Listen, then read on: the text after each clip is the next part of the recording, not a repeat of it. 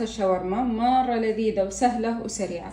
تتبيلة الشاورما اللي دائما نتبلها، بس أنا عشان برعاية بهاراتي بضيف البهارات الآن، راح أضيف بهارات الشاورما بهارات عثمانية تعطي نكهة مرة لذيذة. طبعا هنا تبلته بزبادي، ثوم، عصير ليمون، ملح، فلفل أسود، الشغلات هذه. المكونات الباقية سهلة، خلاص عاد تسوي شاورمتك. راح اخذ بهار الشاورما،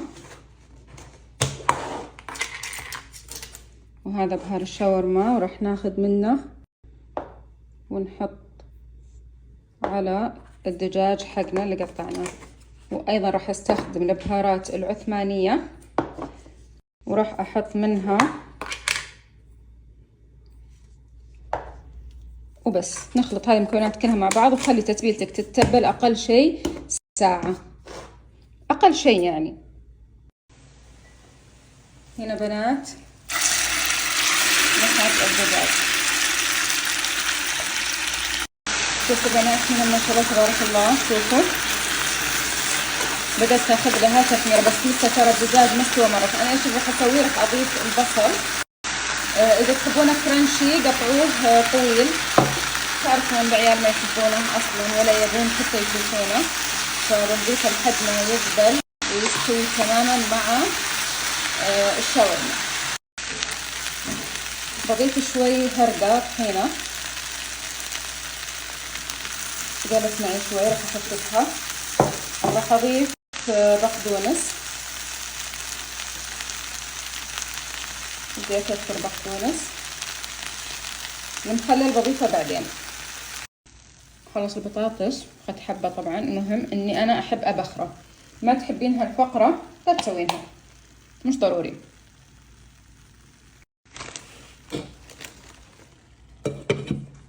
نخليه شوي ونرجع له.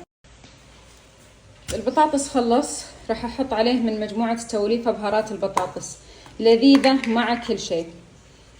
ما جبت ملعقة.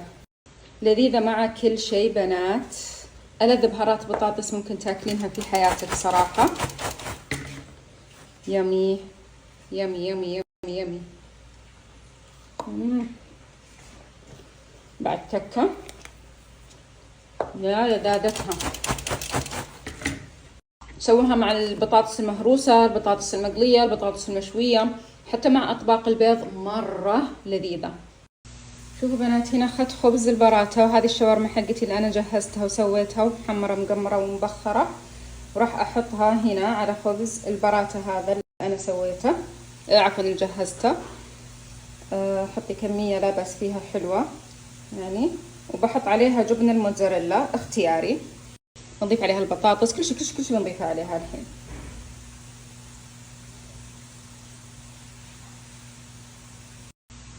بضيف عليه بطاطس كمية اللي ودكم، تكثرون ما تكثرون براحتكم. بضيف عليه مخلل، بجيب الجبنة من الثلاجة وارجع. رحت جبت الموزاريلا ورجعت لكم. بحط هنا موزاريلا ان شاء الله تضبط زي ما في بالي. شوفوا بنات هذه القطعة الثانية من البراتة بحطها فوقها، واحاول اني اقفل الاطراف مرة مضبوط، ابرمها يعني.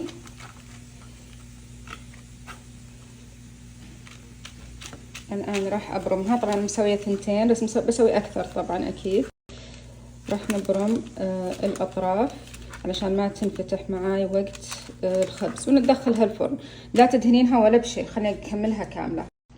العجينة بنات لينة وطرية، ممكن تحطين عليها سمسم إذا أنتي حابة، وتضغطينها كذا شوي بس بيدك، ما يحتاج تحطين عليها شيء لأنها أصلا تتحمر بالفرن.